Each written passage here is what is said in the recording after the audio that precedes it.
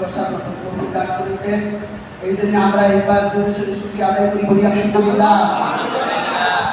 সব কিছুর মালিক কে? আজকের আমাদের মধ্যে অনেক মানুষ হসপিটালে আছে কিনা বলে? ওই দিন থেকে আল্লাহ তাআলা আমাদের সকলের স্বাস্থ্যকে ভালো রেখেছেন। আসলে আমরা শুকর আদায় করি না, কেননা অসংখ্য অগণিত লোক অত্র এলাকায় আছে না নাই? আমরা মনে হয় এলাকা থেকে মনে হয় তোমার 2 জন আছে কিনা সন্দেহ, ঠিক না? বাকি লোকগুলো কি গ্রামে আছে না নাই?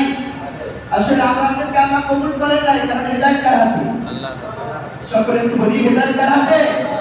আল্লাহ বলছেন আমি যাকে ইচ্ছা হেদায়েত দেই, যাকে ইচ্ছা হেদায়েত দেই না। তাহলে সবকিছুর মালিক কে? আজকের হলো মুহররম মাস। কি মাস? 3 দিন। কয় দিন?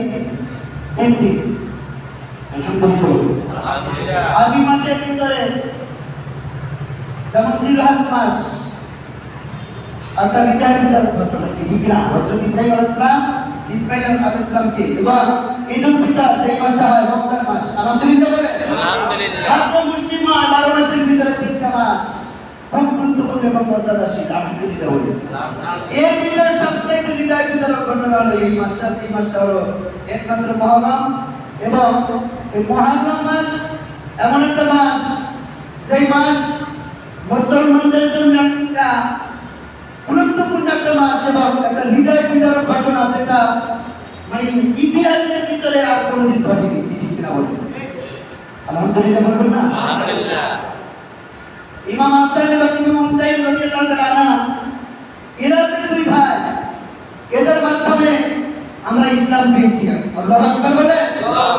ইমাম হুসাইন এবং ইমাম হাসান রাদিয়াল্লাহু তাআলা আনহু, তাদের মাধ্যমে আমরা কি পেয়েছি? ইসলাম পেয়েছি, কোরআন পেয়েছি। ঠিক না?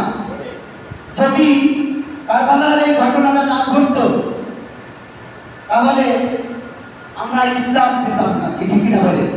আমার রাসূল তিনি দুনিয়া থেকে বিদায় নেওয়ার আগে, তিনি যখন জীবিত ছিলেন, হযরত ইমাম হাসান এবং ইমাম হুসাইন রাদিয়াল্লাহু আনহু তারা ছোট্ট 2 ভাই খোদার যন্ত্রণা সহ্য করতে না পেরে আমার নবীর দরবারে চলে গেলেন। আমার রাসূল মসজিদে নববীতে বসা। এই 2 ভাই কি করলেন? হযরত জিবরিল আমি তাহিয়াতুল কলবির সুরাতে নবীর দরবারে আসছেন। আল্লাহু আকবার বলে। তিনি বেশিরভাগ সূরা ধারণ করতেন হযরত তাহিয়াতুল কলবি রাদিয়াল্লাহু তাআলা আনহু। তার সূরত ধরে, কারণ ফেরেশতা অবস্থা তো আসা যায় না, মানুষের সূরত ধরে নবীর দরবারে আসতেন। এবং তিনি তার পকেটে খেজুর ছিল। কি ছিল?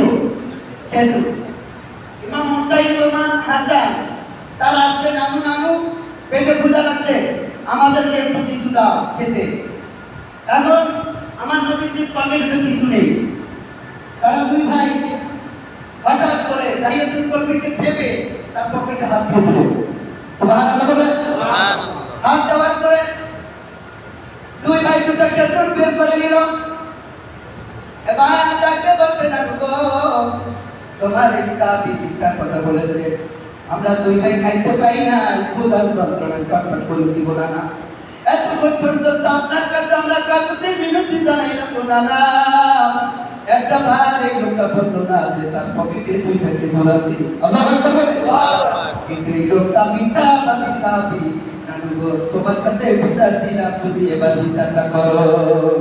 আমার নবীজি, আপনার নবীজি মুস্কি এসে দিলেন, কার বিচার করবে? কার বিচার করবে? তাহিয়াতুল কলবি আর যখন জিবরিল আমিন রওনা দিলেন, আমার আল্লাহ জানা দিলেন জিবরিল আমিন আমার নবীর দরবারে যাও, কিছুক্ষণ পরে জান্নাত দিয়ে আসবে। ইমাম হাসান এবং ইমাম হুসাইন নানার কাছে দাবি জানাবে, আবদার জানাবে। যদি নানা কিছু না দিতে পারে, 2 ভাই বরাবরই খাবে। অতএব তুমি জান্নাত থেকে 2টা খেজুর নিয়ে যাও, ওদের 2 হাতে 2 ভাইকে তুমি দিয়ে দিবা। আল্লাহু আকবার বলে। কিন্তু আসার পরে কান্নাকাটি করলো, দেয় নাই কেন? বিচার চাই কার কাছে? নবীর কাছে। খেজুর 2টা পেয়ে 2 ভাই খুশি। এরপরে চলে যায়। একদিন আমার নবী কত ভালোবাসতেন 2 ভাইকে। এইদিকে মুআবিয়া এমন একটা বিমার হয়েছে, এমন একটা অসুখ হয়েছে, আমার নবীর কাছে বলছে, নবী গো, আমি তো আপনার সাহাবী, আমার একটা বিমার হয়েছে, একটা রোগ হয়েছে। ও মুয়াবিয়া, তুমি যদি এই রোগের থেকে মুক্তি পাইতে চাও, তোমার বিবাহ করা লাগবে। মুয়াবিয়া বলছে, আমি বিবাহ করবো না, কারণ আমার জন্মের থেকে সন্তান আসবে, তিনি হবে আমার নবীর বংশের শত্রু।